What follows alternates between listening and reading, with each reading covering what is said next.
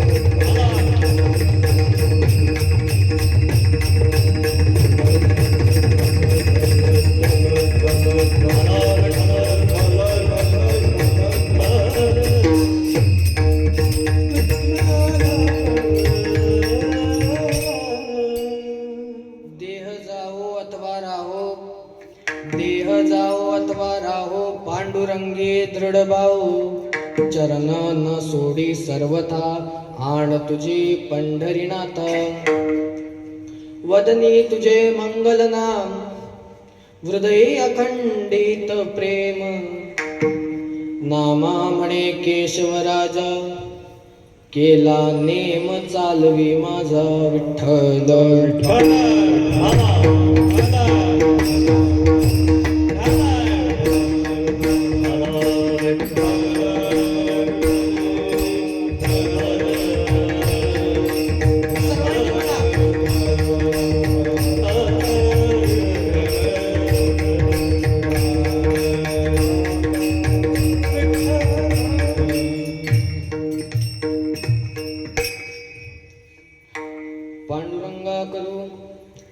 पांडुरंगा करू प्रथम मन दुसरे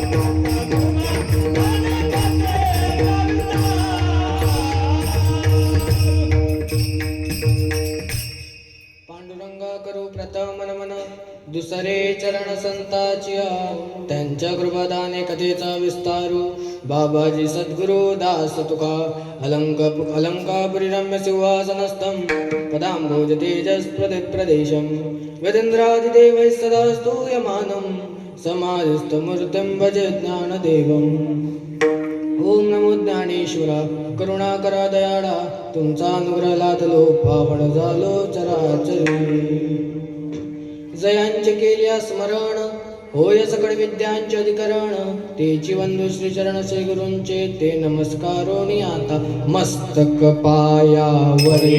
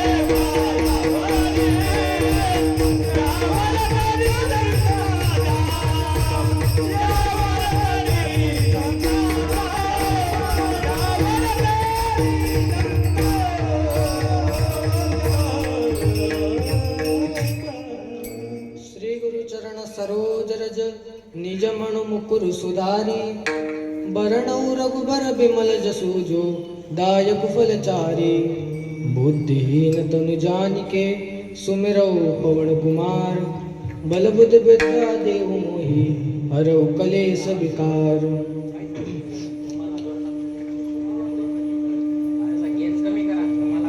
थोडा रिटर्न बारीक आवाज येतोय विठ्ठल विठ्ठल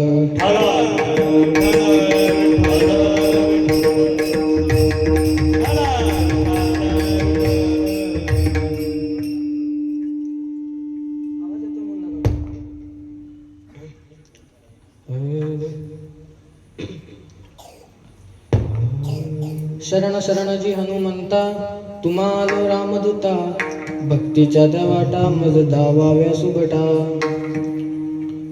नागेंद्रहाराय त्रिलोचनाय भस्मांगरागाय महेश्वराय नित्याय शुद्धाय दिगंबराय तस्मै नकाराय नमः शिवाय कैलासराणा शिवचंद्रमोळे फणींद्र माता मुकुटे जळाळे कारुण्य सिंधू बहुदुःखहारी तुझ वीण शंभो मज कोण तारी जटाटवी गलज्जल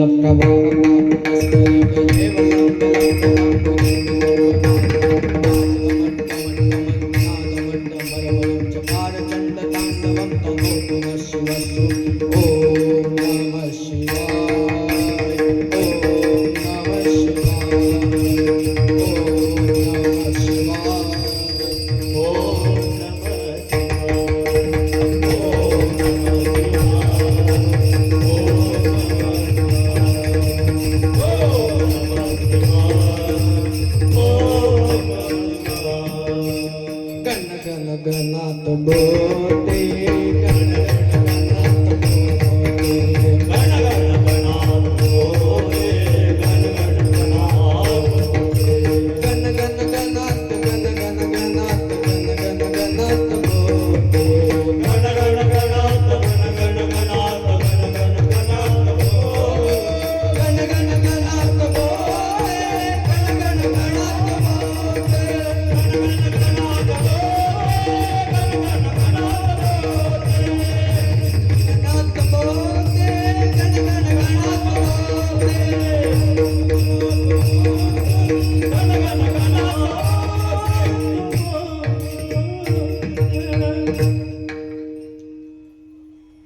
देह जाओ अथवा राहो पांडुरंगे दृढ भाव चरणान सोडी सर्वथा आण तुझे पंढरीनाथा. प्रस्तुत प्राप्त प्रसंगी प्राप्त वेळी चिंतन रूपी सेवेकरता घेतलेला अभंग संत ज्ञानोबा आहे, संत तुकोबा आहे, संत नामदेव महाराज, संत एकनाथ बाबा, संत जनाबाई, संत निडोबा या सर्व संत मांदियाडींमध्ये देवाचे सर्वात लाडके संत नवे नवे तर देवाला सर्वात जास्त अतिप्रिय असणारे संत नवे नवे तर वयाने सर्वात ज्येष्ठ असणारे संत म्हणजे नामदेव महाराज. आणि त्याच नामदेव महाराजांचा नामपर आणि हितपर प्रकरणातील आज नवे नवे उपदेशपर प्रकरणातील म्हणायला सुद्धा हरकत नाही असा गोड असा 4 चरणाचा अभंग ज्यामध्ये नामदेव महाराज भक्तीचंही वर्णन करतात. नवे नवे तर त्यांनी भक्ती करण्यासाठी केलेला कायिक नियम कायिक नेम या अभंगामध्ये सांगतात. एक वेळा प्रेमाने भजन करूया विठ्ठल.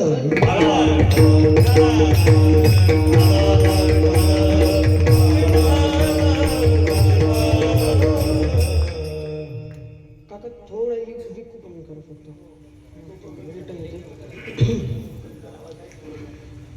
अभंगाकडे वळण्यापूर्वी अभंगाचा मतितार्थ भावार्थ चरणार्थ तुम्हाला सर्व मायबापांसमोर ठेवण्यापूर्वी थोडासा अल्पसा पर्याय देणं हे कुठल्याही वक्त्याचं कर्तव्य असतं आणि ते अगत्याच असतं महाराज.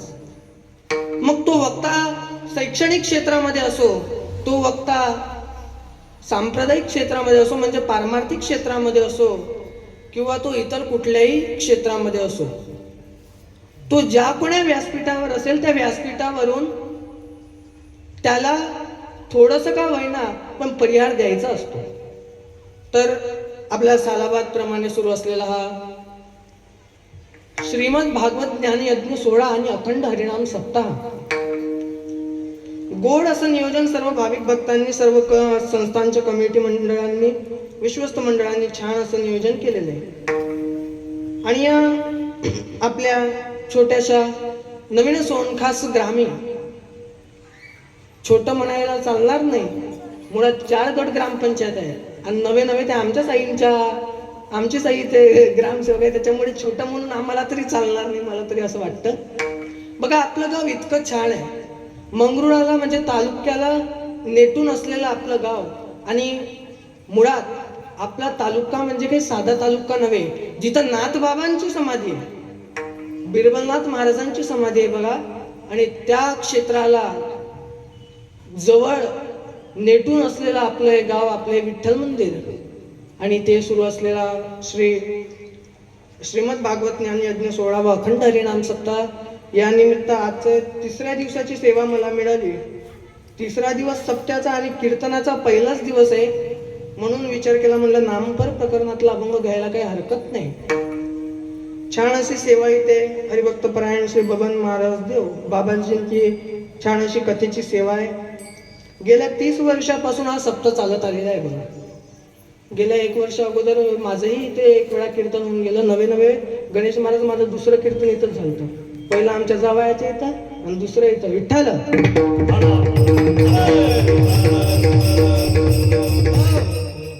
आणि योगायोगानं पांडुरंगाच्या कृपेनं मला पुन्हा इथे माझी सेवा देण्याचा योग मला इथे लाभला.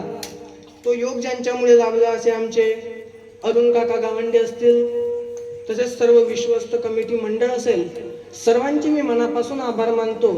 आणि सर्वप्रथम मी आल्याबरोबर माझ्या आईचे दर्शन करायला गेलो, पण वडील काही दिसले नाही, म्हणून इथूनच माझ्या आई वडिलांना ज्यांच्यामुळे खऱ्या अर्थानं मी घडलो ना, त्यांना मी इथूनच वंदन करतो. त्याचसोबत आमचे गुरुवर्य ज्यांच्या कृपा आशीर्वादाने मी आज इथे उभो असे सिद्ध सद्गुरू श्री शांतीनाथजी महाराज, त्याचबरोबर हरिभक्त परायण कैलास महाराज येवले असतील, आणि सर्व संत मांडियाडी असेल, जितके काही मला गुरुजन माझ्या देहामध्ये सापडले असतील, माझ्या या जीवनामध्ये सापडले असतील, ज्यांनी मला साध्या एखाद्या प्राण्याने जरी मला जे काही त्याच्यापासून मी शिकलो असेल, तर प्रत्येक गुरुजनांचा मी इथून नम्र होतो आणि दंडवत त्यांना विनम्र अभिवादन करतो. त्याचबरोबर आमचे मृदंगाचार्य गणेश महाराज असतील, आता आम्ही त्यांचं नाव सांगितल्यापेक्षा त्यांच्या वादनातून त्यांचं नाव करतो महाराज. एक वेळा ताडी वाजवा, इतकं गोड वादन, तुम्ही टाळी वाजवत जा बरं. तुम्ही टाळी वाजवायला चुकू नका. काहून सांगू का? कलाकार की दात नहीं, बगीचे की बात, और कलाकार की दात बगीचे की बात माली से होती है. जरा शेर है बघा, बगीचे की बात माली से होती है और कलाकार की दात ताली से होती. म्हणून टाळी वाजली पाहिजे. आणि टाळी इथंच वाजवत जा बरं का महिला मंडळ. बाबा टाळी इथंच वाजवली पाहिजे ना बाबा, सांगत तुम्ही बोलत जा बरं. टाळी कुठे वाजवली पाहिजे? कीर्तनात, प्रवचनात, भागवतात, कुठेही वाजवून चालत नाही. बघा, एखाद्यानं जर रस्त्यावर टाळी वाजवली, एखाद्यानं जर रस्त्यावर टाळी वाजवली तर आपण त्याला काय समजतो? त्याचा विचार घरी गेल्यावर करा, सध्या भजन करा. विठ्ठल.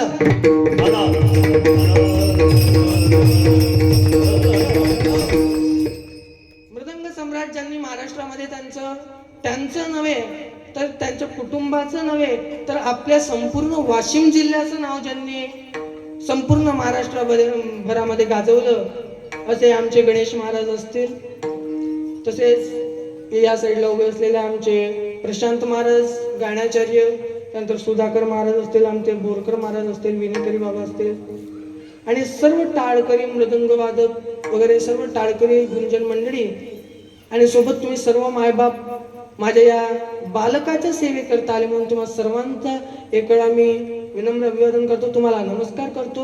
आणि माऊलींची चरणी ही सेवा सुरू करण्यासाठी तुम्हाला मी काय म्हणतो त्याला, आता आम्हाला इंग्रजीत माहिती आहे परमिशन, मराठीत बी माहिती आहे बरं का, परवानगी मागतो आणि माझ्या सेवेला सुरुवात करतो. विठ्ठल. महाराज लय वाईट झालंय इंग्रजी मीडियम मुळे. इंग्लिश मीडियम चुकीचीच नाही, मी सुद्धा इंग्लिश मीडियमला आहे. आता आम्ही सांगायचं लोकांना इंग्लिश मीडियमला शिकू नका ना, आम्ही शिकायचं काय? मी सुद्धा इंग्लिश मीडियमला आहे. वाशिमला हॅपी फेसेस नावाची शाळा सर्वांना परिचित आहे, मी सुद्धा तिथे शिकतो. मी असं म्हणत नाही इंग्लिश मीडियमला शिकू नका, पण शिकत असताना आपल्या मुलावरती लक्ष द्या, त्याला सर्व येतंय का. आज आमची भाषा, आज आमच्या शाळेमध्ये महाराज सत्यता आहे ती, जितके मार्क मुलाला इंग्लिश भाषेमध्ये आहे त्याच्या अर्धे सुद्धा मराठीत नाही. 9वी 10वीच्या पोराला 80 पैकी 40 मार्कावाले मुलं 80 ते 90% आहेत महाराज. खरं सांगतो, खोटं काहीच बोलणार नाही. व्यासपीठावरती आहो आणि ही परिस्थिती इंग्लिश शाळेमुळे आलेलीच नाही. मुळात आपण त्यांच्यापेक्षा, आपणच म्हणतो ना इंग्रजीत बोल. इंग्रजी आली पाहिजे, परंतु इंग्रजी येत असताना आपल्याला मराठी सुद्धा आली पाहिजे, कारण मराठी आपली मायभाषा आहे बाबा. माऊली ज्ञानोबारायांनी ज्यावेळेस ज्ञानेश्वरी लिहिली त्यावेळेस इंग्लिश भाषेतून नाही लिहिली, त्यावेळेस संस्कृत भाषा जिला मायभाषा म्हटल्या जाते त्या भाषेतून सुद्धा लिहिली नाही, कारण मुळात ती कळत नव्हती. म्हणून ज्ञानेश्वरी महाराजांनी सोप्या आणि मराठी भाषेमध्ये आपल्याला आपल्या सर्वांपुढे ठेवली आणि ती ठेवल्यानंतर त्याला लिहून काढणारे माझ्या सच्चिदानंद बाबांसारखे काही माऊलींनी रत्न घडवले बघा. आणि म्हणून मी नेहमी सांगत असतो की संतांची शरण का घेतली पाहिजे, तर त्याच्यामध्ये रेड्याचं सुद्धा मंदिर होतं महाराज. संतांची जर संगत घेतली तर रेड्याचं सुद्धा मंदिर होतं. मग आमच्यासारख्या रेड्याने तू उभं राहणं त्यात काय मोठी गोष्ट आहे. बघा आजचं जे कीर्तन आहे ना हे विशेष आहे. का माहितीये का, इथं तुम्ही सर्व ऐकणारे आहे ना ते झाले महान. मान करतं का, मान मान म्हणजे मोठा मोठा. आता तुम्ही सर्व ऐकणारे मोठेच आहे माझ्यापेक्षा. आता आमचे मृदंगाचार्य महाराज महाराष्ट्रात ज्यांनी नाव गाजवलं, नक्कीच महाराष्ट्रात मान आहे. इथेही ते सर्वांपेक्षा छान मृदंग वाजवतात महाराज. ऐकायला बसलं तर ज्यांना असं वाटतं, सर्वांना वाटतं की महाराज कीर्तन राहू मृदंगच ऐकतो. गोड हात ज्यांचा आहे असे महाराज. आणि त्यांचं फक्त मृदंग वाजवणं इतकं कार्य नाहीये. आज अनेक मुलं त्यांच्या हातून घडतात, म्हणून त्यांच्यासाठी एक वेळा ताळी वाजव महाराज. अनेक मुलं. मला वाटतं कासोळ्याला आता शिवाबुवा आले होते, बाबासकर बुवा. त्यांचं एक वाक्य मी ऐकलं बघा कीर्तनाचं. मी हजर नव्हतो काही कारणास्तव, पण मी एक वाक्य ऐकलं. आमच्यासारखे महाराज लोक किती असे मंदिर बांधू शकतात, पण हे असे मंदिर बांधणं या महाराजांचं काम आहे. ते महाराज ते करतात, म्हणून त्यांच्यासाठी टाळी वाजवली पाहिजे बघा. आणि असं आमचे मृदंगाचार्य महाराज झाले महान, आमचे सर्व टाळकरी मंडळी, गायक मुनिजन मंडळी सर्व झाले महान, आमचे विनेकरी दादाही झाले महान, पण कीर्तनकार पडला लहान. विठ्ठल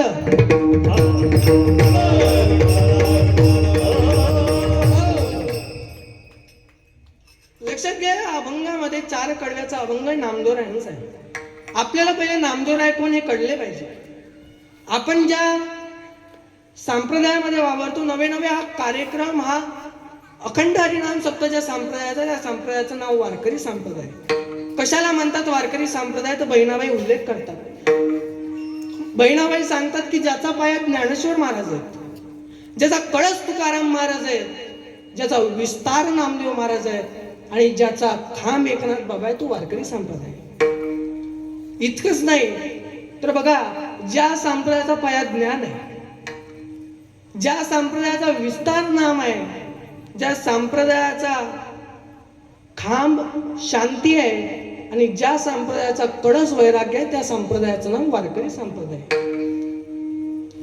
मग या वारकरी संप्रदायामध्ये सर्वांना यायला चालतं का हो महाराज?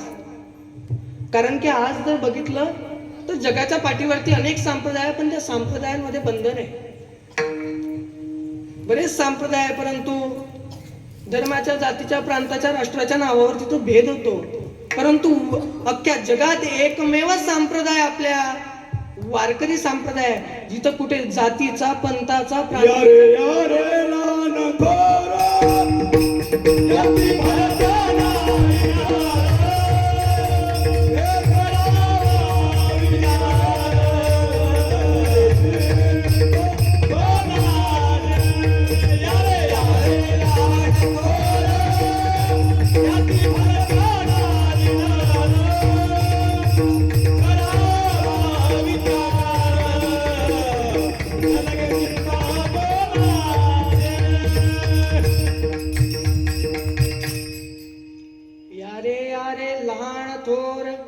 याती भलते तारी नर.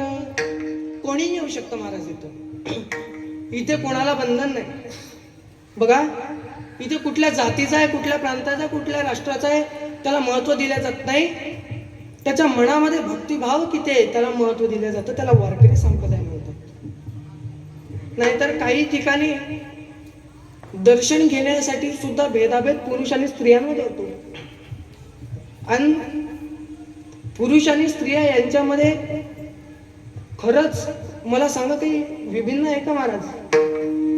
ज्यांच्या मनामध्ये भाव आहे. आता काही लोक म्हणतात हो आम्ही हिंदू आम्ही मुस्लिम, आणि मुळात इतर धर्मियांचा जितका धोका आपल्या धर्माला आहे त्याच्यापेक्षा जास्त धोका आपल्याच धर्मियांचा आपल्याला. दुसऱ्या धर्माचा कुठला व्यक्ती मला कुठल्या दुसऱ्या धर्माचा बांधव कधी म्हणणार नाही की देव नाही म्हणून, परंतु माझ्याच धर्मातला एखादा नास्तिक बांधव म्हणल्याशिवाय राहणार नाही की देव आहे म्हणून. बघा वाईट वाटतं कधी कधी जेव्हा लोक म्हणतात देव नाही. अरे का देव नाही? मला एक जण असाच प्रश्न विचारला, महाराज देव आहे का म्हणला. मी म्हटलं हो. मग म्हणे तुम्ही पाहिलाय का? मी त्याला म्हटलं दादा आपल्या देशाचे पंतप्रधान कोणी महाराज? पंतप्रधान नरेंद्रभाई मोदी. त्याला म्हटलं तू पाहिलेत का रे? पाहिले असं? तू म्हणला एवढे मोठे माणसं आपल्याला कुठे दिसते? म्हटलं मग अरे राजा तू साधा एक देश सांभाळणारा बघू शकला नाही, आमचा हा जग सांभाळणारा कधी पाहशील? खरंच सांगा लोक कधी कधी वाईट वाटतं दादा, खूप विचित्र आहे. आणि आपला हिंदू धर्म आहे ना, जातीच्या नावावर कधीच विभिनला जाऊ नका, जातीच्या नावावर पडू नका. नाही तर महाराज कधी जर कुणाला विचारलं तुम्ही कोण, एखादं म्हणतं मराठी, आम्ही मराठा, आम्ही 96 ते 92 ते 93 ते काय कांद्याचं बी एक काय कोणा ना बुवा. हरेक जातीत नाही, हरेक जातीमध्ये बारीक बारीक जाती काढून ठेवल्या. कशासाठी? आता आपण जर विचारलं एखाद्या व्यक्तीला, म्हटलं तुमची जात काय, तुम्ही कोण आहात, तो हिंदू आहो असं कधीच म्हणणार नाही माणूस. एखादा म्हणाल मी मराठी, एखादा म्हणाल मी पाटील. पाटील म्हणल्यावर त्यात सांगून आम्ही तिराडे पाटील, आम्ही घाटोळे पाटील, आम्ही देशमुखी पाटील. अरे काय जातीच्या नावावर मी बांधले चालले दादा? आणि वाईट वाटतं कधी कधी. परंतु तुम्हाला सांगू, जोपर्यंत आपण एकत्रित होणार नाही ना तोपर्यंत आपला धर्म मला तरी वाटतं टिकू शकणार नाही. आणि आज बघा हे छोटे छोटे मुलं इथं उभे आहेत, वय आहे कोण यांचं धोत्र घालायचं? त्यांचं माझं वय आहे का धोत्र घालायचं हरिहरी करायचं? तुम्ही बोलत जा ना, तुमचं समजत नाही. मग तुमचं धुरा घेतला का? धुरा काढतो का? शहरातल्या बायांना आता आजकाल खेड्यातली भाषा कळलं ना महाराज. हो. आणि काही बा आता आपल्या इकडचं ते पुण्यातले जातात आणि तिकडून काय ती स्टँडर्ड भाषा शिकून येतात. मला येत नाही अशी कुठलीच भाषा आहे. मराठी भाषेतलं सर्व ॲसेंट येतात मला. कारण की आता वाशिमकडच्या ती इतकी पक्की झाली महाराज, सर्व मित्र तिकडचे कधी कधी आमचे म्हणतात तू काय बोलायला, कारण की ती भाषा थोडी अनोळखी वाटते ना. आपण कानपट्टीत मारतो म्हणतो महाराज, तिकडे म्हणतात चाळ्या थानून. आता आपल्याकडे चाळ म्हटली कोणती? लेकराला विचारा बरं चाळ कोणती?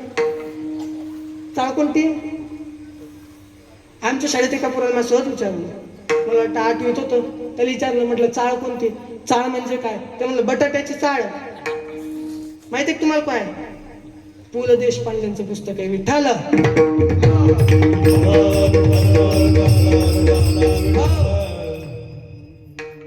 महाराज काय जातात हो. एक वेळा एक बाई माझ्याजवळ आणली, म्हणले म्हटलं आई कुठं चालल्या? म्हणजे शेतामध्ये चालली. आपल्या इकडची बाई 1 महिना गेली, पुण्यामध्ये राहिली आणि पुण्यामधून आल्यानंतर मला म्हणली महाराज या अभ्यासामधले चहा पाणी करते आणि मी शेतामधून येते. शेत म्हणजे तिथं बाजूलाच लागलेलं शेत होतं, शेतामध्ये घर होतं. मी म्हटलं आई शेतामधून यायला किती वेळ लागेल? म्हणले 10 मिनिटात येते. त्या आई गेल्या शेतामध्ये, काहीतरी त्यांचं बाया वगैरे आलेल्या होत्या, त्यांना काम लावलं आणि पुन्हा रिटर्न आल्या. मला आमचं तिथे कीर्तनाला जायचं होतं. मग मी म्हटलं मला फटका वगैरे बांधायसाठी आरसा वगैरे असेल ते द्या. ती बाई म्हणली महाराज हे आरसा वगैरे घ्या म्हणले, मी वावरात जाऊन येते. वापस कुठं आली? वावरावर. माणसानं स्टँडर्ड बोलण्याच्या मागे लागू नये. मी असं नाही म्हणत की माणसानं स्टँडर्ड राहू नये. स्टँडर्ड राहणं कशाला म्हणतात माहिती तुम्हाला? चांगले कपडे घालणं, चांगलं हेअरस्टाईल ठेवणं, चांगलं बोलणं, याला स्टँडर्ड राहणं म्हणत नाही महाराज. चांगल्या विचारानं राहणं आणि चांगल्या वृत्तीचे विचार मनात ठेवणं, त्याला स्टँडर्ड राहणं म्हणतात. माय आपल्या मुलाची हेअरस्टाईल चांगली असली पाहिजे का हेअरस्टाईल? बोलत जा. हेअरस्टाईल का हेअरस्टाईल? डोक्याचे केस चांगले असली पाहिजे का डोक्यातले विचार पण म्हणता येतो बरं का मला. मी सहज तुम्हाला कळवून म्हणतो. तुम्ही म्हणाल आम्हाला हेड समजतं काय? मला तुम्हाला हेड समजत नाही. आपल्याला वाटतं आपल्या विदर्भाची भाषा खरंच सांगू किती उंच आहे. आज मोठमोठ्या कवींनी वैदर्भीय भाषेचा वापर करून, वऱ्हाडी भाषेचा वापर करून मोठमोठे पुरस्कार घेतले, जे पुण्यातल्या भाषेने घेतले नाही. मग आपल्या भाषेला आपण कधीच कमी समजायचं नाही. म्हणून सांगा आता का सांगू राहिलो होतो? आता म्हणा कीर्तन का सांगू राहिलो होतो? हेअरस्टाईल. मी तुम्हाला कुठंच जाऊ देत नाही, मूल लक्षात आहे. सांगा माय हेअरस्टाईल चांगली का हेअरस्टाईल? हेअरस्टाईल चांगली असली पाहिजे. कोण म्हणते? टाळ्या वाजवा बरं आमच्या शंभूसाठी. ते इतकं पोरग असून बोलतो माय, आणि तुम्ही बोलत नाही असं नाही का माय? बाबा बोलत नाहीत का? बोलतात हो. त्या तर बोलायला लागले महाराज तर काय गलील करतो कोणाची सुन भारती. विठ्ठला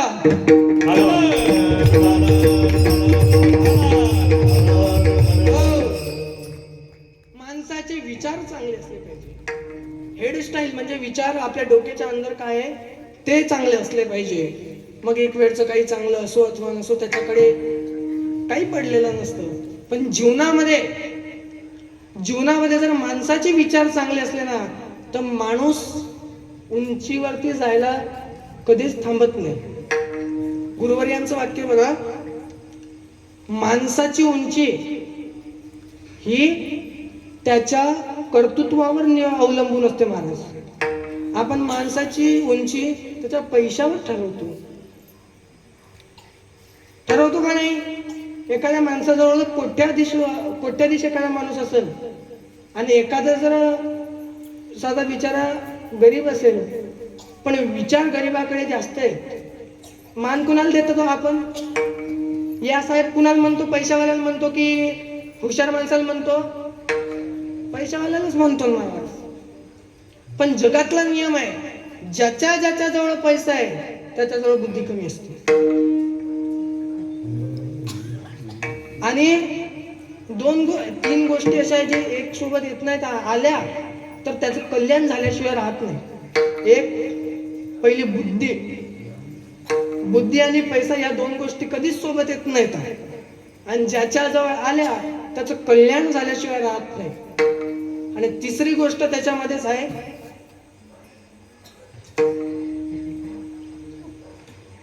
तुम्हाला ऍक्शन कळते का माझी? काय बोललोय मी? वजन. आजकाल जे ते वजन कमी करायच्या मागे लागलंय, ज्याला त्याला डाएट करायचंय. आणि खरंच करत जा बरं का, जास्त वजन वाढू देऊ नये माणसानं. कारण की बघा, भुईमुगाचा पाला असतो ना, भुईमुगा आपलं झाड असतं ना, पाहिलंय का कधी? माय भुईमुगाचं झाड पाहिलं? शेतातलं, वावरातलं पाहिलं ना? आता मला सांगा, त्या झाडाला शेंगा जास्त असल्या की पाला कमी असतो की जास्त असतो? कमी असतो.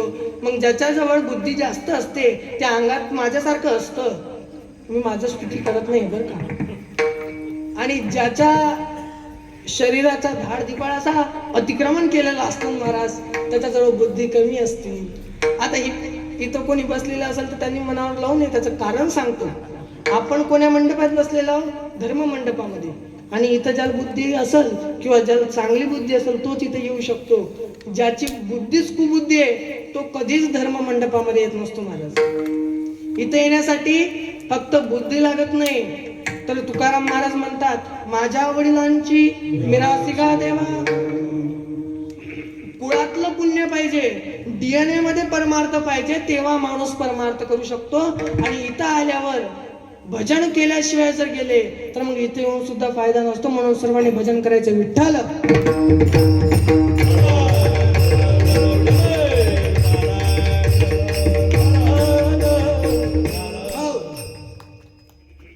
तुकाराम महाराज या अभंगामध्ये आपल्याला सांगतात, देह जाओ अथवा राहो. काय म्हणतात महाराज? देह गेला तरी चालेल, परंतु माझा पांडुरंगावरचा विश्वास हा इतका दृढ राहील की मी मेल्यावर सुद्धा माझ्या मुर्द्याच्या तोंडून पांडुरंगाचंच नाव निघेल. आणि महाराज सांगतात की हा देह कसा आहे? देह दुर्लभ आहे. आणि हा देह कसा आहे? दुर्लभ आहे, लवकर मिळत नाही. आणि हा देह मिळाल्यानंतर जर आपण भगवंताचं चिंतन केलं नाही तर नक्कीच हा देह वायाला जात असतो. आणि म्हणून महाराज म्हणतात, नाही तरी गेला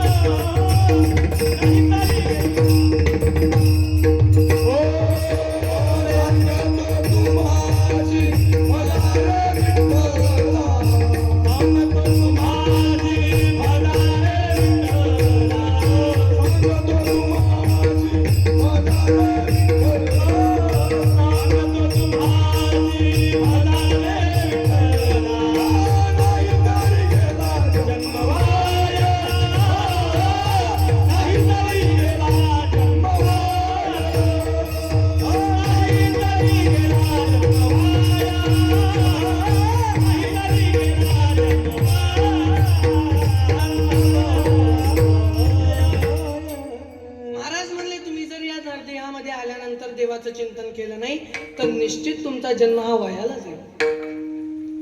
कारण हा देह कशासाठी दिलेला आहे? देवे दिला देह, देव दिला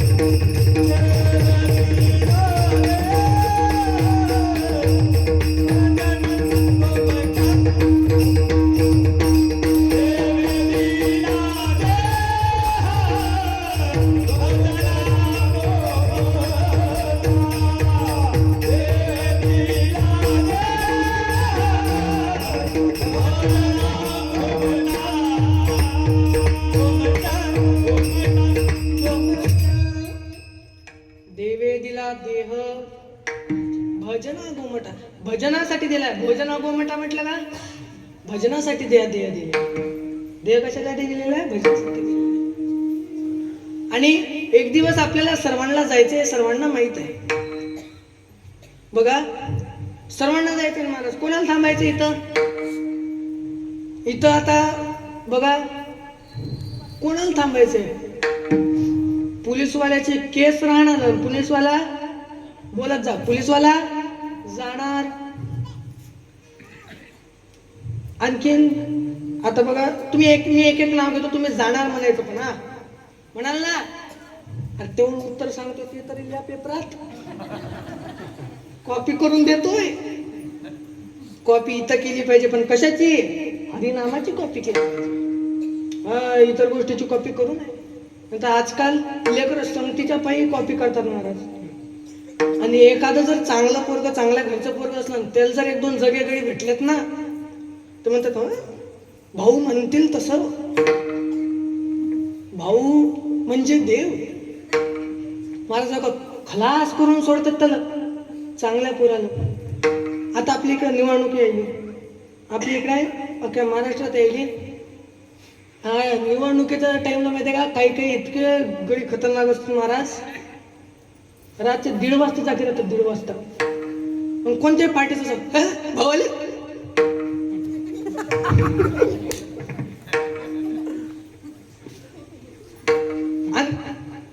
ऐकत जा रे भाऊच, ऐकत जा, या भाऊ या. कोणत्या भाऊच असो. आणि 2-4 पार्टी कोण पिऊन बसतात, मतदानाच्या दिवशी झोपतात. एकालाही फायदा नाही महाराज. लय भारी हो.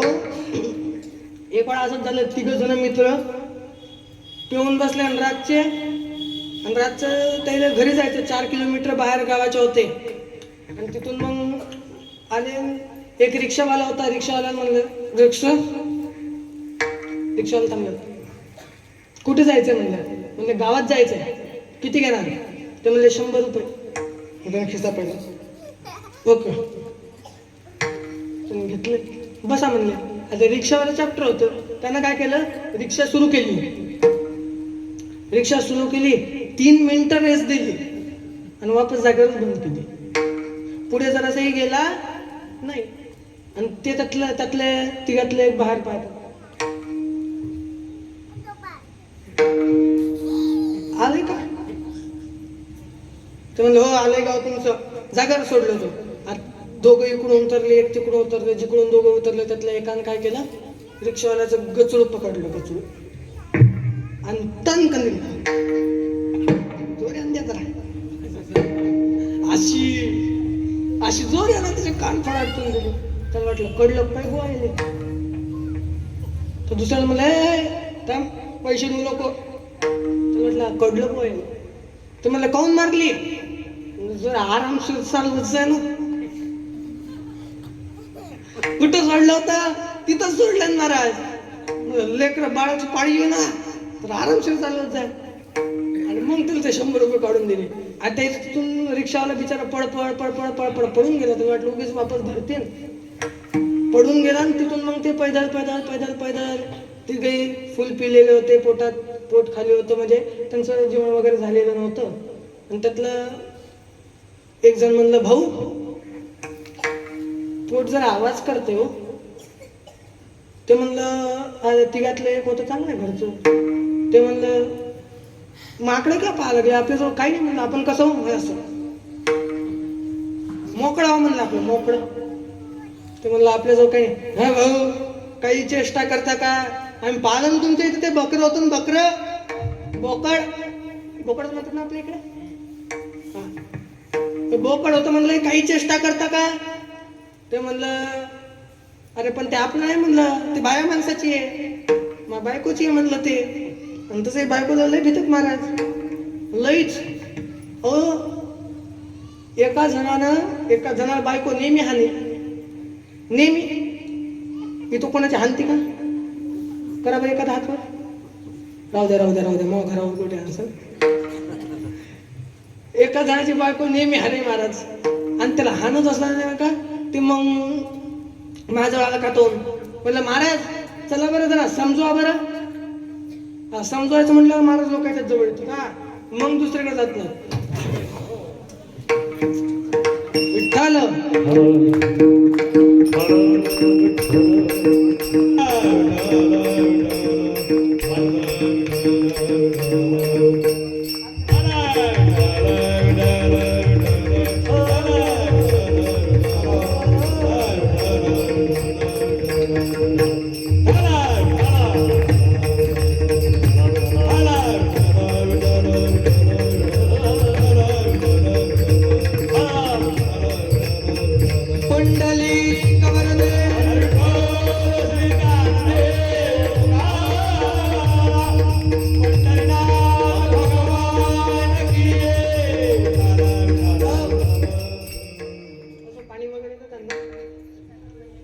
बघा विषयाकडे या.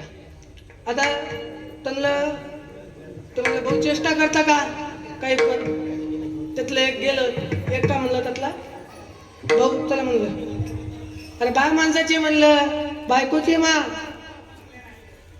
आता बायको माणसाला लय भीतात महाराज लय. एक जण महाराजांना म्हणा बायको लय आणते महाराज समजू आला. आता त्याला समजावून म्हटलं मी गेलो महाराज चांगल्यानं. आता मी चांगल्यानं सांगून राहिलो ना बाई नवरा देव असते, नवऱ्याला मारू नये. आता चांगल्यानं सांगून राहिलो तो महाराज बाई. आता सांगता यानं गप बसाव ना, मागून मुंडकं यानं टाकलं. महाराज मी मारू नको असं म्हणत नाही ना, पण घरात मारत जाऊ ना. हो काय बोलाव महाराज असो आपला विषय होता बायको लोक घेतात. ठीक आहे, मग तिथून ते पुढे गेलं ते म्हणलं आपण आणू काही हरकत नाही. गेल्या आणि गेल्यानंतर त्यांनी मग तिथून ते बोकडं गिकडं उचललं आणि रातचा मेळ केला. आणि रात्रीचा मेळ केल्यानंतर मग ते सकाळी रिटर्न आलं. रिटर्न येत असताना त्यांच्या मित्रांनी म्हणलं अरे नेलं तसं आहे पण आता घरी माहीत पडलं काय करावं. म्हणले वाघाची बॉम्ब करा, वाघाची. वाघानं कोरडून नेलं म्हणून सांगा, बकर बोकड वाघानं नेलं म्हणून सांगा म्हणलं. ते घरी गेलं आणि रडतच गेलं. आणि बेवडे ऍक्शनला लय भारी असतात ना, ते रडतच गेलं. माय आपलं काय बोकड वाघिणीनं नेलं. तिची बाई आली बाहेर, ते कंदील गिंदन घेऊन. तिनं पाहिलं बोकडं बिकडा. तिनं ते पावसाच्या अवकाळ्याच्या तिनं अंदर बांधून ठेवले होते. तिनं सबन अंदर बांधून ठेवले. ती अंदर गेली, तिनं पाहिलं. नाही म्हणले आपले 2 बोकडं, 2 करडू, 2 मेंढ्या सर्व जागेवर आहे. काहीच आपल्या इथं काही गेलं नाही म्हणून. अरे मग डोळ्यानं पाहिलं ना, वाघानं नेलं. वाघानं वाघा कोण होता नेणारा वाघ? पिणारा वाघ. नेणारा वाघ पिणारा वाघ एकच होता. आज ते 10 वेळा त्या बायको सांगत. त्याच्या बायकोन ते खाट केली बाजूले आणि मग म्हणले नेलं ना. तर आनंद झाला. वाटलं आपलं खोटं कसं काय. ते म्हणलं नेलं ना. अहो कोरडू नाही नेलं, आपलं काळं कुठलं नेर बया, काळं कुत्र. रात्री काळ्या कुत्र्याचाच मेळ केला महाराज. म्हणून यायच्या कवा नांदी लागाव नाही. काही झालं तरी चालते माणसांना. बघा विनोदाला विनोदाच्या जागी सोडा, परंतु लक्षात ठेवा आपल्या जीवनामध्ये आपण जे व्यसन करतो ना, याचा त्रास काय होतो ना हे ज्या त्या स्त्रीला माहित असतं ना. बरेच वक्ते सांगतात नवरा देव असते. तैर मनाचे एक वेळेची बायको होऊन. पिणारा माणूस कधीच देव नसते. तुम्ही खरंच सांगा, लक्ष्मी ठीक आहे, पिणारा नारायण कसा असणार आहे महाराज? ते नारायण नसतो. हे लक्षात आलं पाहिजे आपल्या. आणि आपले सर्व लोक व्यसनाच्या मागे जास्त चाललेले आहेत. माझी विनंती आहे, व्यसन करू नका. हे जीवन एकच वेळ आहे महाराज.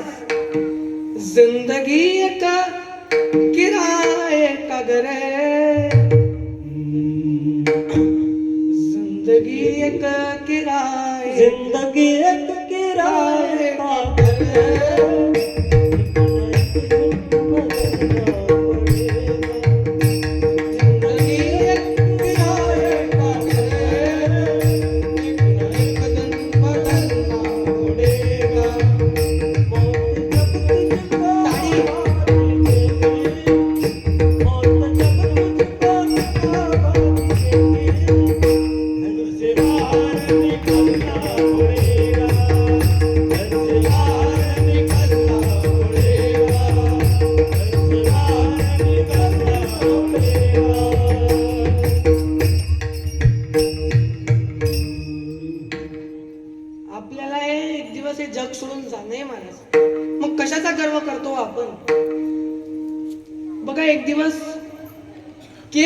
राहणार पण पोलीसवाला जाणार आहे, मृदंग राहणार वाजवणारा जाणार आहे, अभंग राहतील महाराज जाणार आहे, कुठले असो, चाली राहतील म्हणणारा जाणार आहे, कीर्तन राहणार ऐकणारे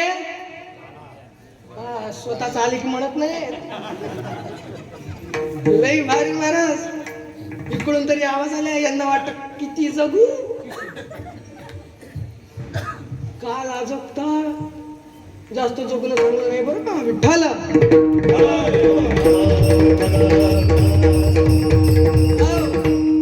माणूस या जगामध्ये किती जगला त्याला किंमत नाही, कसा जगला त्याला किंमत आहे माणूस. आता तरी टाळे आम्हीच वाजवू, मग उक्त घेतलं काय तुमचं, मी काय मुकादम नाही महाराज, ते सोयाबीन सोंगायने आलो काय महाराज. टाळ्या वाजवायचा सुद्धा कंटाळा येतो, टाळ्या वाजवत जा, नाही कमीत कमी काही चांगलं वाटलं तरी तर वाजवत जा. मग माहिती आहे तुम्हाला निम्या गोष्टी कळत नाहीत. विठ्ठल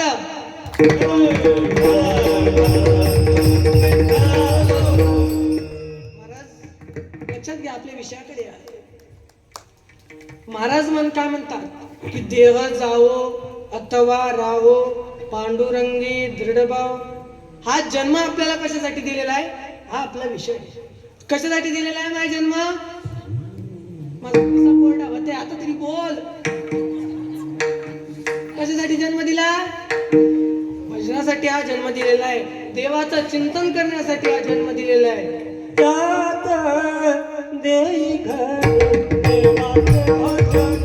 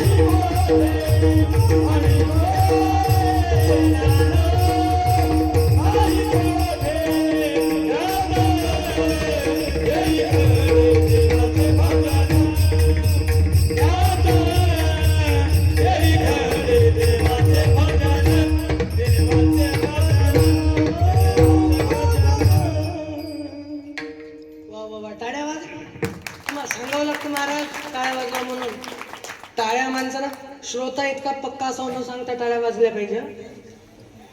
टाळ्या कशा असल्या पाहिजे, हा मंडप दणला पाहिजे. असो आपला विषय होता की देह कशासाठी दिलेला आहे, भजनासाठी. आणि ते जर आपण केलं नाही तर आपला जन्म नक्की वायाला जाणार आहे. पण महाराज काय म्हणतात, मी काय नियम केलेला आहे, अभंगाचा प्रथम ठरव.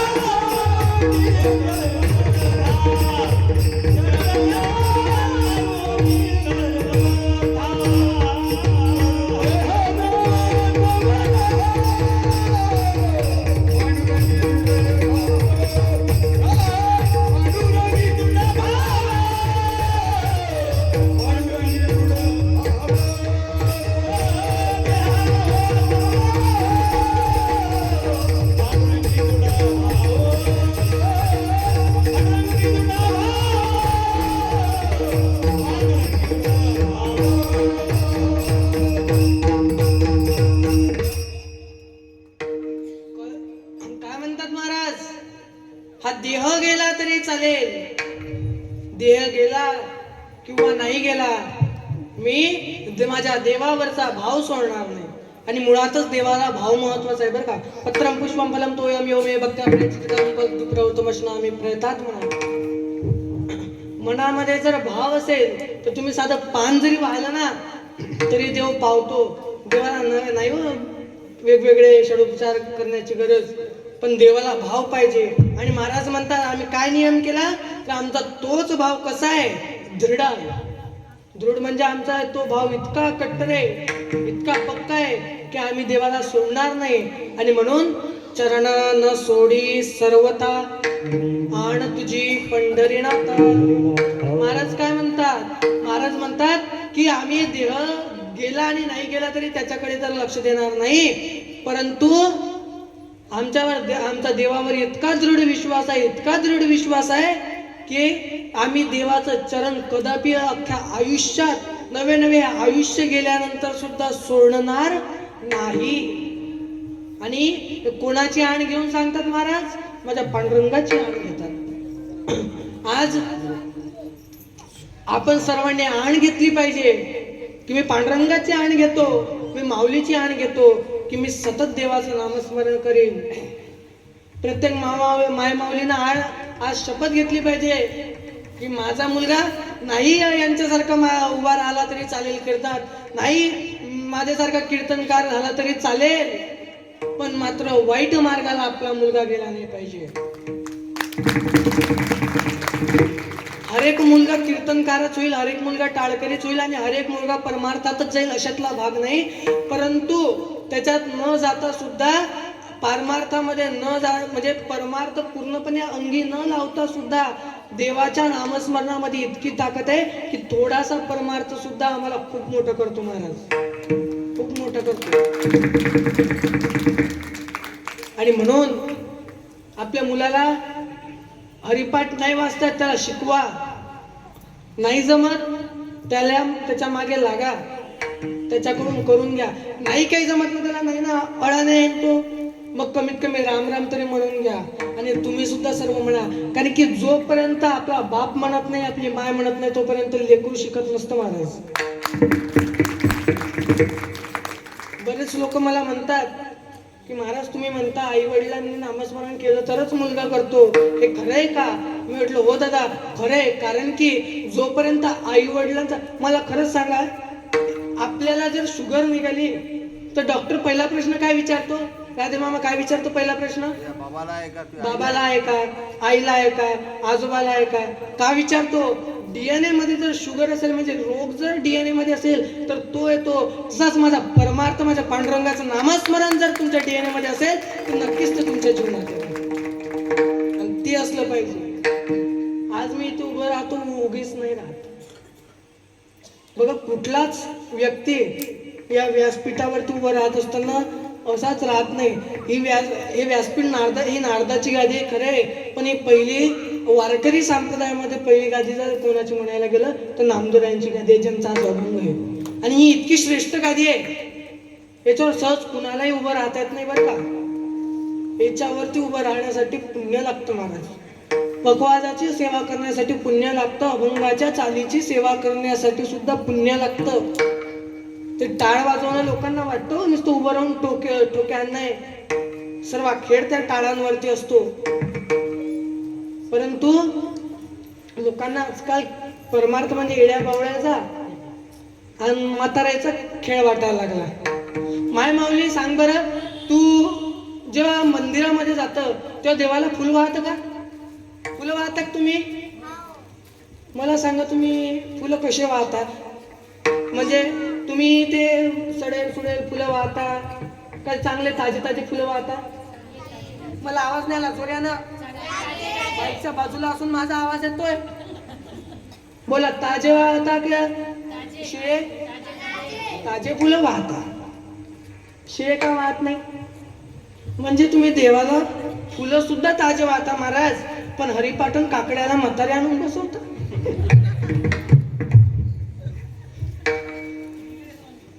काकड्याला कधी तरुण, खूप कमी गावांमध्ये तरुण दिसतात महाराज.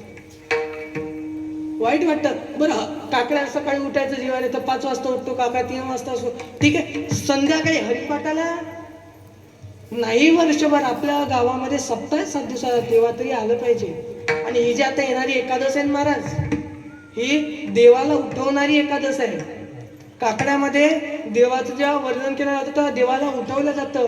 आणि देव उठल्यानंतर किती देवाचं हे होतं, देवाचा प्रकाश इतका होतो की महाराज आमचे एकनाथ बाबा वर्णन करतात, सहस्त्रदीपे दीप कैसी प्रकाशनी शोभा, कैसी प्रकाशनी शोभा, उदयात दिशा उदयात दिशा गगनादित्य शोभा,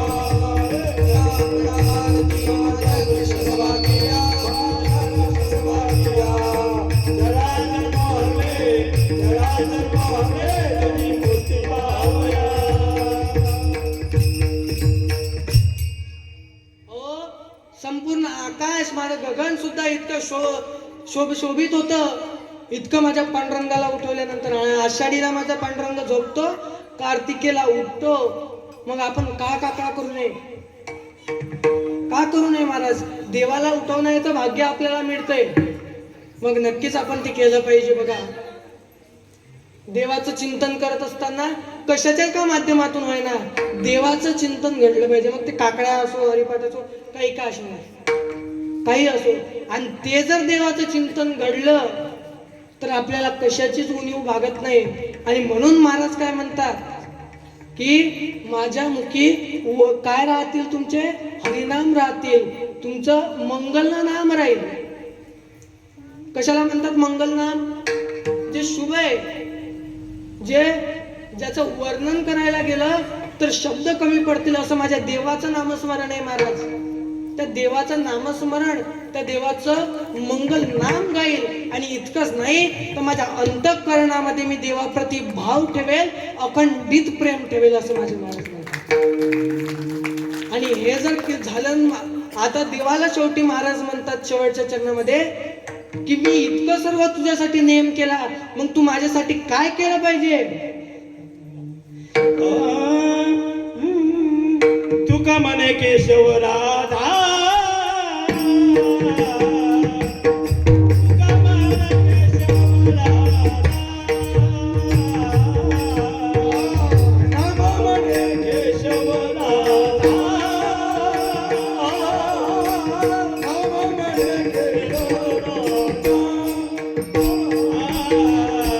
नाम म्हणे केशव राधा, नाम म्हणे केशव राधा.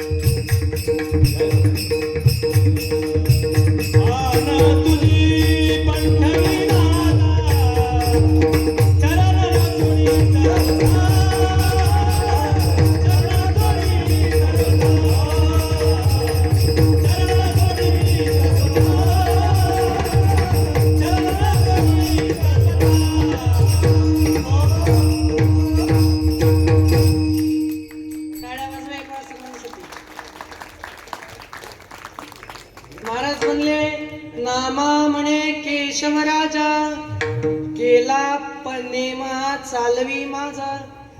काय नेम केला की देवाला मी सोडणार नाही, देवाचं चिंतन मी नेहमी करत राहील. हा नेम मी केलेला आहे केशव राजा. पांडुरंगा हा नेम मी केलेला आहे, पण तो चालवणं मात्र तुझ्या हातात आहे. कारण की आज आपल्यावरती देव आपल्याला आज देव चालवतोय म्हणून आपण चाललो. ज्या दिवशी देव आपल्याला चालवणं बंद करेल ना, त्या दिवशी आपल्याला दुसरा दिवस मात्र बघायला मिळणार नाही. आणि म्हणून बघा महाराज म्हणतात काही झालं तरी चालेल, पण मी देवाला सोडणार नाही. बरं संत इतके उदार आहे महाराज, ते फक्त त्यांचाच विचार करत नाही तर ते आपल्याला सुद्धा सांगतात, कर जोडून विनवितो तुम्ही वासुदेव वासुदेव म्हणा. काय म्हणले? वासुदेव वासुदेव म्हणा. काय म्हणा तुम्ही देवाचं नामस्मरण करा. आणि म्हणून सर्वांनी आता प्रेमानं एक हातवर करा, हातवर चला छानपणे 5 मिनिटं पण गोड देवाचं नामस्मरण करा. विठो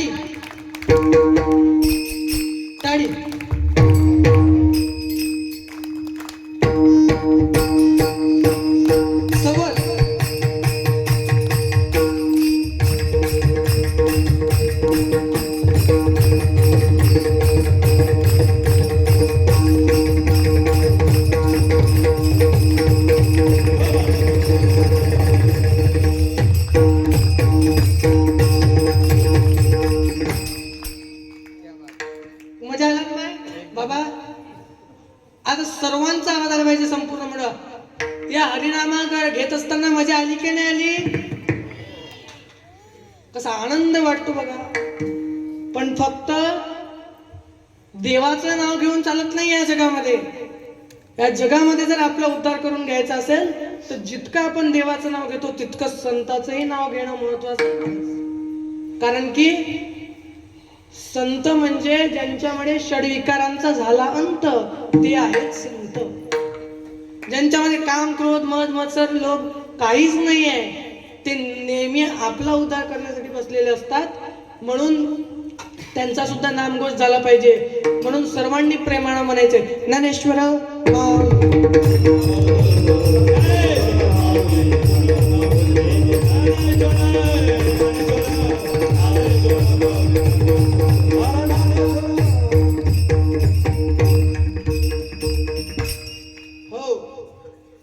आणि माझ्या बुद्धीप्रमाणे, माझ्या मतीप्रमाणे जसा अभंगाचा अर्थ मला सांगता येईल तसा मी सांगण्याचा प्रयत्न केला.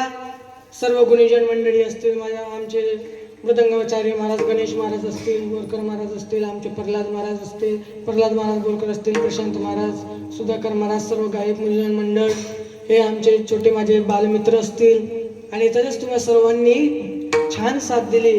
मी तुमच्या सर्वांचा आभार मानतो. आणि माझी जाताना एकच विनंती आहे, माझ्या बापांनो, या जगात काही नाही झालं तरी चालेल, पण आपल्या मुलांना आपले एखाद्या विद्यार्थ्यासारखं त्याला सांभाळा. त्याला एखाद्या विद्यार्थ्यासारखं समजून, दोन मारले तरी मारायचे असले तर मागे पुढे पाहू नका. आपलं कसं आहे, त्याचं चुकल्यावर मारतो, त्याचं चुकू नये याच्यासाठी तुम्ही प्रयत्न करा. आपलं एखाद्या लेकराचं जर चुकलं तर नक्कीच त्याचे आईबाप त्याला मारतात, पण माझी विनंती आहे, त्याचं चुकू नये ही गॅरंटी तुम्हाला असावी, असं मडकं तुम्ही तयार करा, तर त्याला किंमत आहे. आमचे राजे असेच तयार झाले नाही दादा. आज छत्रपती महाराजांचं नाव, शिवाजी महाराजांचं नाव संपूर्ण जगात गाजलं जातं. का गाजलं जातं? नक्कीच त्यांनी काहीतरी कीर्ती केलेली असावी. काही लोक म्हणतात हो की खरंच तुमचा राजा देव होता का? दादा तुम्हाला सांगू, माझा राजा जरी देव नसला ना तरी सर्व मंदिरातले देव आज त्या राजामध्ये. म्हणून मला सांगावंसं वाटतं, काय कीर्ती केली माझ्या राजानं. प्रतापगडच्या पायथ्याशी खान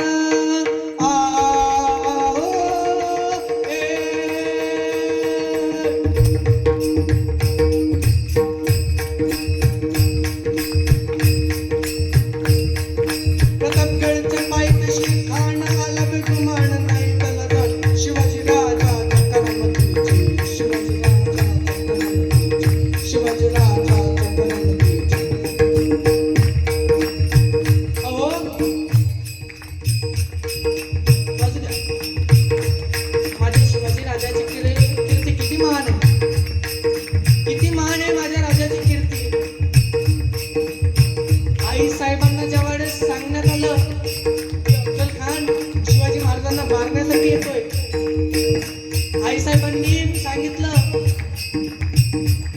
की तो माझा मुलगा म्हणून मी त्याला लढाईला जाऊ देणार नाही, अशक्ती माता मी नाही.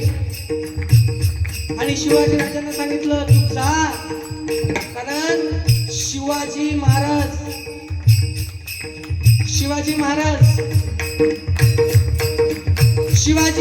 हे फक्त आईसाहेब जिजाऊंचे नाही, शिवाजी महाराज हे संपूर्ण महाराष्ट्राच्या मातीचे. एक टाळी सर्वांनी. जे माणूस, जो व्यक्ती हिंदुस्थानातला असेल, प्रत्येक जण टाळी वाजवेल. कारण माझ्या राजाचा गुणगान गात असताना कुठलीच पाकिस्तानची औलाद टाळी वाजवणार? विचार करा आणि टाळी वाजवा सर्व.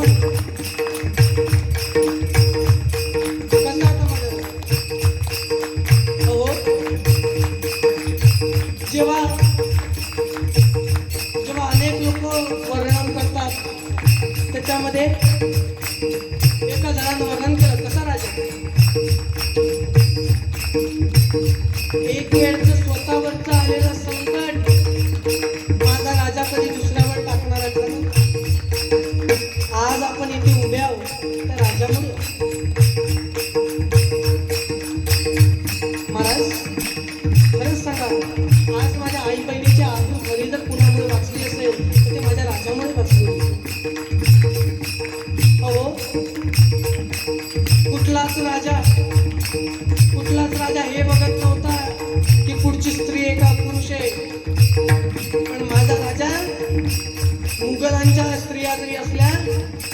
त्यांना बहीण म्हणून साडी तुळा भरून त्यांची उलटी भरून वापस पाठवायचा तो माझा राजा होता.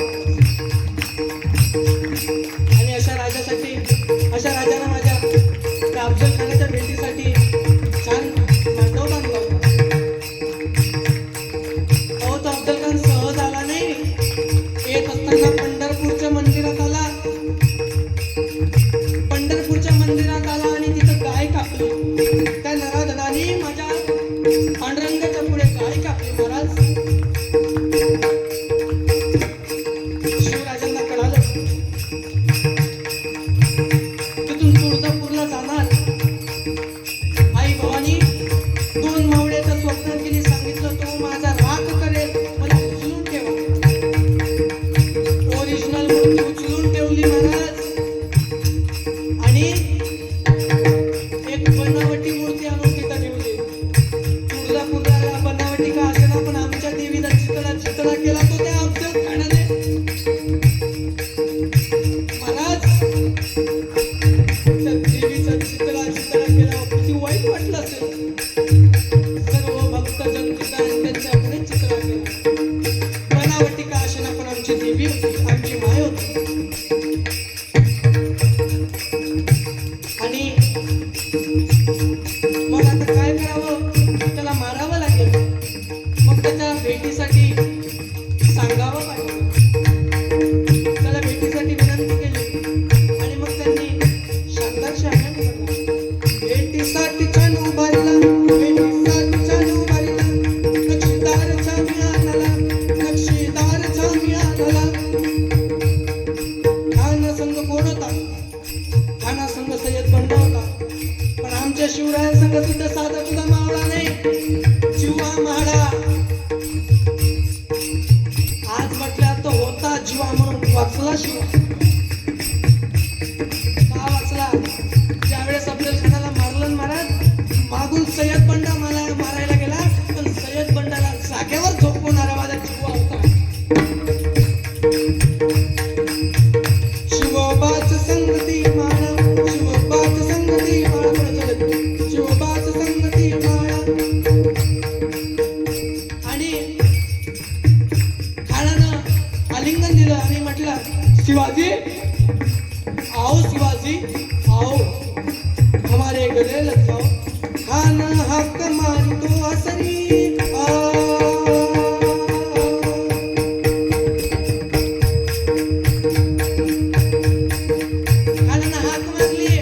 शिवाजी महाराज गेले. आलिंगन दिलं. पण तो गद्दार होता.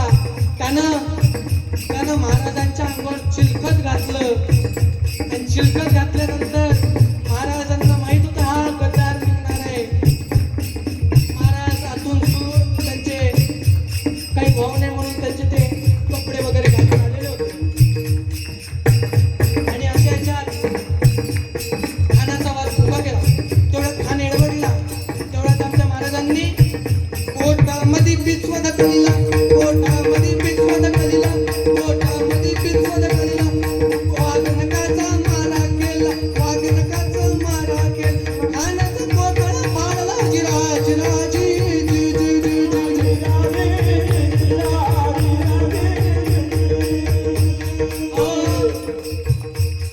माझ्या राजाचं वर्णन करताना काय, माझ्या राजाचं वर्णन करताना म्हटलं जातं, क्षत्रिय कुलावतंस सिंहासनाधीश्वर राजाधिराज छत्रपती श्री शिवाजी महाराज की, संभाजी महाराज की, आईसाहेब जिजाऊ की.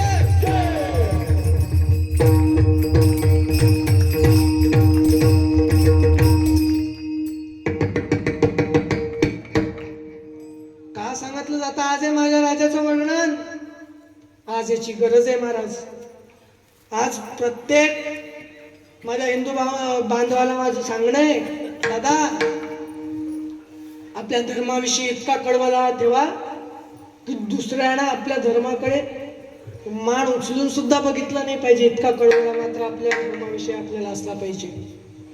नाहीतर आजकाल महाराज मी सांगतो महाराज तुम्हाला, माणसानं प्रेम जर करायचं असेल ना तर फक्त आणि फक्त आपल्या मायवर, आपल्या बापावर, आपल्या गुरुवर आणि आपल्या देशावर प्रेम केलं पाहिजे. आता आजकालचे प्रेम लय भारी आहेत, लईच. आणि हे जे प्रेम भीम सबन शब्द आहेत ना, प्रेम जीवन हे सबन लबाड आहेत, सबन खोट आहे सबन. काही काही मुलं मला खुशाल म्हणतात की माझ्यावर लई प्रेम करते. आणि माझ्या बहिणींना माझी विनंती आहे, मुलं निवडू नका अशातला माझा हेच नाही. तुम्ही निवडा, तुम्हाला अधिकार आहे. किती टक्के आरक्षण आहे आता? 50% आरक्षण आहे. जिथं नाही तिथं सर्व आरक्षण माझ्या महिला माता मावल्यांना आहे. सत्यात महिला. आज मला सांगा बरं, आज सध्या आपल्या भारताचा राष्ट्रपती कोण येतात? कोण येतात? श्रीमती द्रौपदी मुर्मू. कोण आहेत त्या? महिला आहेत.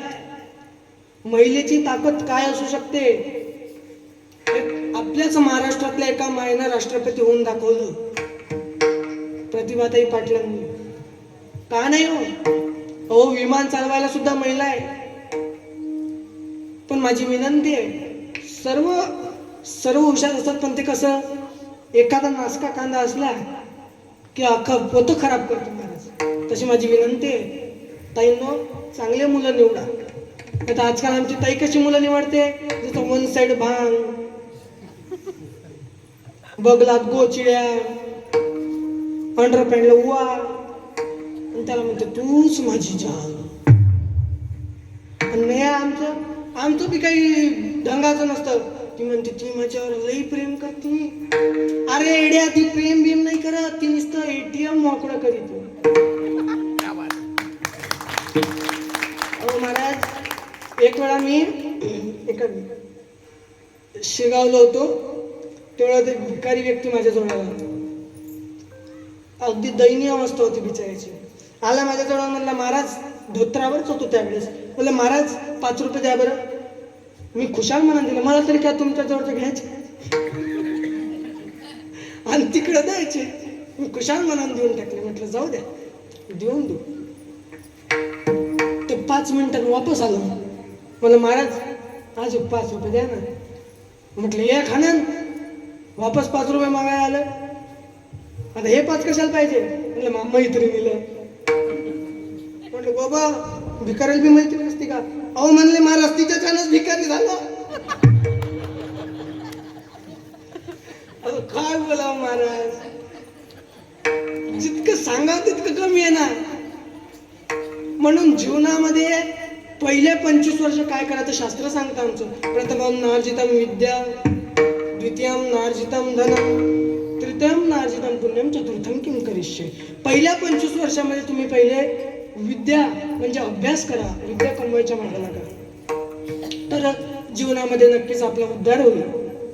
तिथून मग पुढे तुम्ही 25 ते 50 पैशाच्या मागे लागा, आणि नंतर 50 ते 75 तुम्ही पुण्याच्या मागे लागा. आणि जर तुम्ही हे 3 टप्पे 75 वर्ष जर तुम्ही हे 3 कार्य केले नाही, तर शेवटच्या उरलेल्या 25 वर्षामध्ये तुम्हाला काही करण्यासारखं उरत नाही. आणि त्यामुळेच हे 3 गोष्टी आपल्या जर पहिल्या 75 वर्षामध्ये पूर्ण होत नाहीत, म्हणून आज लोक महाराज 75च्या वर जगत नाहीत. मूळ कारण आहे. आणि सर्वात जास्त लोक आजकाल वारत येते म्हणजे व्यसनामुळे. माझी विनंती आहे माझ्या वडीलधारी सर्व मंडळींना, काही करा पण व्यसन करू नका दादा. व्यसन खूप वाईट आहे हो. अरे खरंच सांगा, तुम्ही गेल्यानंतर त्या तुमच्या लेकराकडे तरी बघून तुम्ही व्यसन सोडा. काय अवस्था होत असेल त्या लेकराची. ज्याचा बाप जातो त्याला माहित असतं महाराज. ज्याचा बाप गेला त्याला विचारा बापाची किंमत काय असते. हो, बाप जेव्हा तिरडीवर लेटवला जातो तेव्हा ते लहान पोरगा खेळत येतो, काही कळत नाही महाराज. त्याला तो विचारतो, माझ्या बाबाला का बांधलं चाललंय.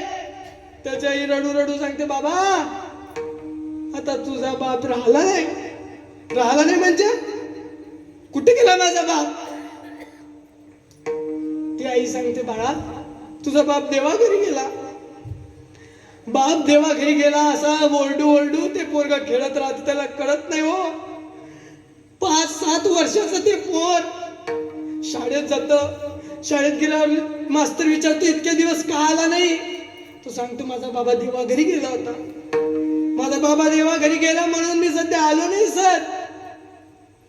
तो लेकराला आनंदाने सांगू लागतो माझा बाबा देवा घरी गेला. त्याला काही कळत नाही महाराज.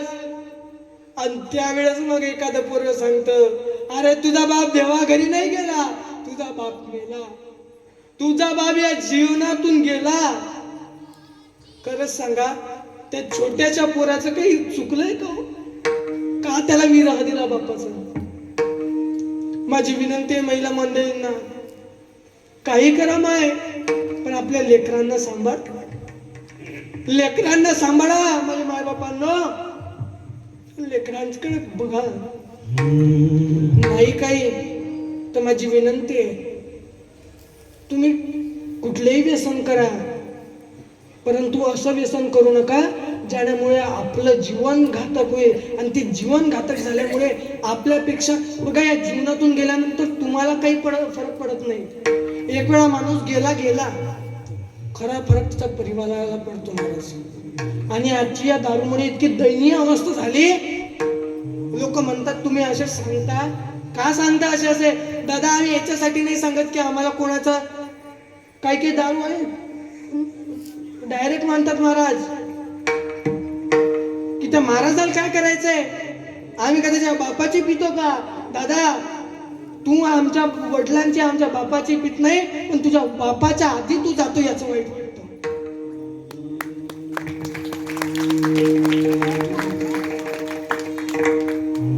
आजकाल बाप खांदा देतोय ही वाईट परिस्थिती आलेली आहे महाराज. आणि म्हणून माझी विनंती आहे व्यसन करू नका. शिवछत्रपतींचं गुणगान घालत शिवछत्रपतींसारखा मुलगा जन्माला आणा. आणि ते जर तुम्ही जीवनामध्ये केलं तर नक्कीच तुमचं कल्याण झाल्याशिवाय राहणार नाही.